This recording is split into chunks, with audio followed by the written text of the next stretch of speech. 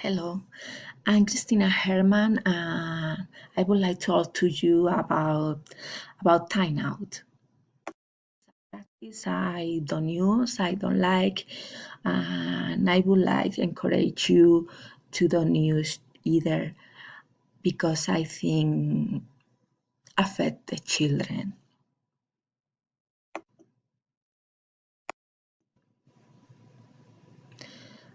My position about timeout. Timeouts do not help children develop of learning. What we can do instead, what works. We can replace timeout with guidance that builds an encouraging classroom.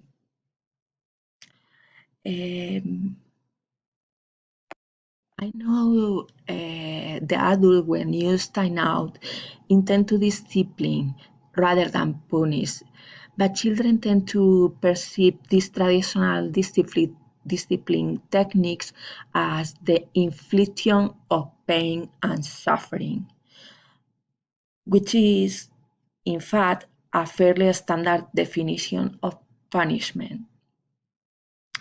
In my opinion, the only thing timeout teaches the children is to give up. When you are oblige children to sit in a chair and don't move,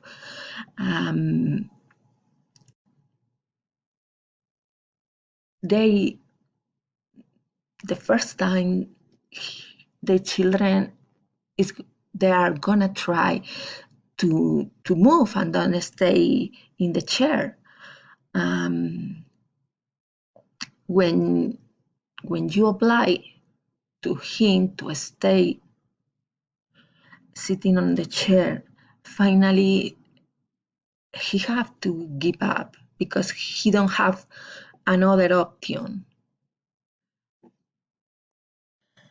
Remember, a child should never be put in complete isolation.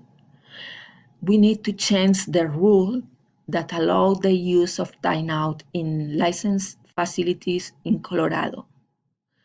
When I read for first time that rule, I could not believe that is happening here. You all people working with kids should be make a force for the administrators or people who do the rules delete that rule. Timeout often provide noticeable short-term benefits, which can be more obvious than the negative side effects. It takes commitment, time, and effort to learn guidance alternatives, and until a teacher masters them, they may seem less effective. But now this behavior, we only allow it with kids. We don't put in time alone our husband or another adult people when they forget to take out the trash or misbehaves. How do you think an adult is going to feel? Why should it be different with kids? I always compare the situation because sometimes we will never do it to other adults. We do it with kids or to kids. And in my opinion, this is not respect a human being. Timeout inhibits a child's ability to build internal controls and may cause a child lasting feelings or being ineffectual. the child does not have met the need to develop alternative strategies.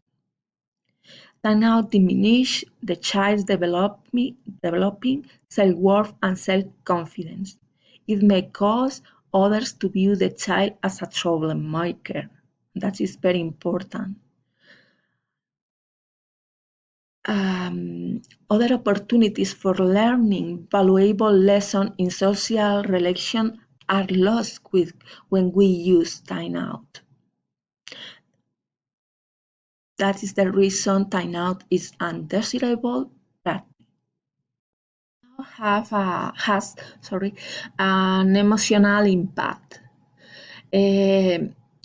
Children cannot be expected to easily self-regulate their emotion. Therefore, they need the presence of a caregiver. This word is very difficult to me.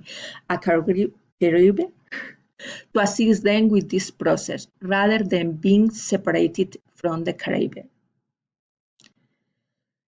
Children may not have the development capacity to remember the connection between the behavior and the response of the caregiver, especially if there is any time delay. They are not prepared for understand that. There is a lot of people who defend timeout. Utsi says to gain control, a child needs to be removed from a conflict so he can think about his behavior and figure out what to do. Timeout should be viewed not as a punishment, but rather as supportive of and teaching about how to gain behavioral control and express feelings appropriately. Timeout probably was first used as a classroom alternative to embarrassment, scolding, and corporal punishment, and that's fine. It's better than that. It's true. But caring teachers wanted other means for dealing with classroom conflict, and timeout became the commonly used alternative. But now we know there is other alternative. There is other way to do the things better with the children without hurt them. That is guidance them. We can see now what is guidance. Guidance teaches children to solve their problems intelligently and ethically rather than punish them for having problems they cannot solve. They are not prepared for do it. Guidance teaches children to learn from their mistake rather than discipline children for the mistake they make.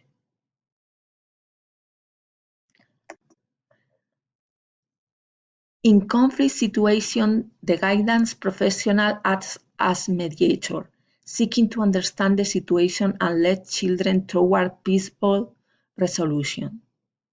This use of conflict management teaches children important life skills.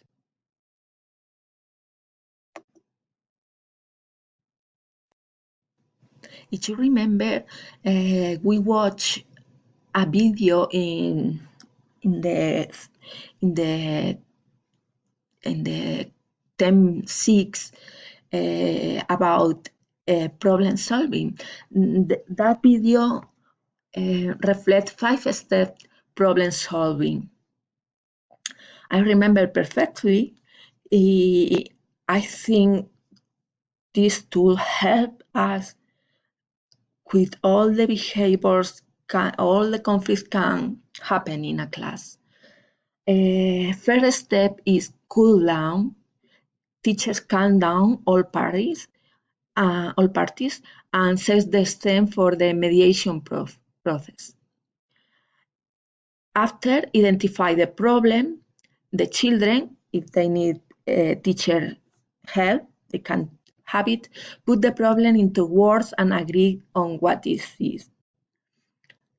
Third, brainstorm solution. The children, with the teacher's help as needed, come up with possible ways to solve the problem. 4. Go for it. The parties decide on one solution and try it. The teacher has a guidance talk with the children, reviewing what happened, talking about alternatives for next time, and discussing ways to make amends.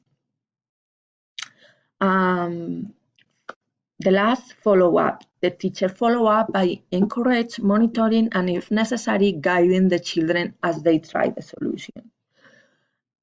Please watch that video. It's fantastic how that this teacher resolved the problem. We can use encouraging classroom too. Teachers create an environment that includes all children. Make the schedule responsive to the needs of the group. Provide an environment that encourages individual and small group engagement. Adjust the curriculum to children's attention spans, learning styles, and family backgrounds, and include democratic life skills in the curriculum. If you do all these things, your classroom is gonna work and the conflict is not gonna disappear because never happened, but it's gonna be reduced, of course. This is the key of this question. The problems timeout has. One, the kids can refuse to go timeout. Two, challenging behavior in timeout. Three, repeatedly leaving quiet time. Four, it's just not working. Then what happened? How teachers get kids to stay in timeout for the first time? Most of the time, teachers had to force the children to remain in the chair. And I consider this abuse. And I like the authorities to reconsider this issue so that I won't be allowed under any license.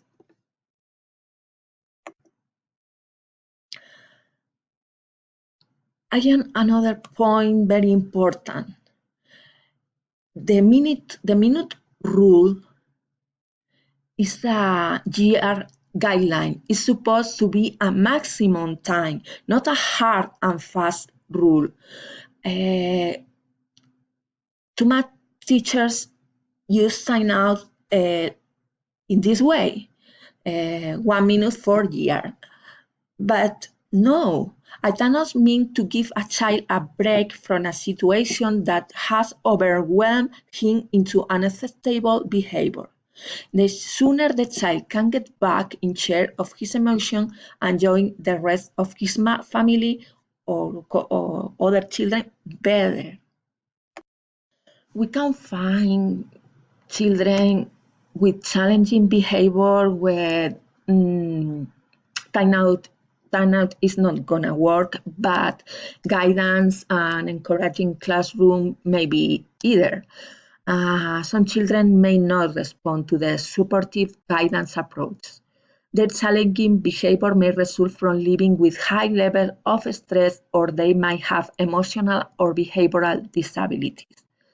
There are many types of service and intervention strategies for addressing challenging behavior, and families should be involved in deciding and carrying out effective intervention. I would like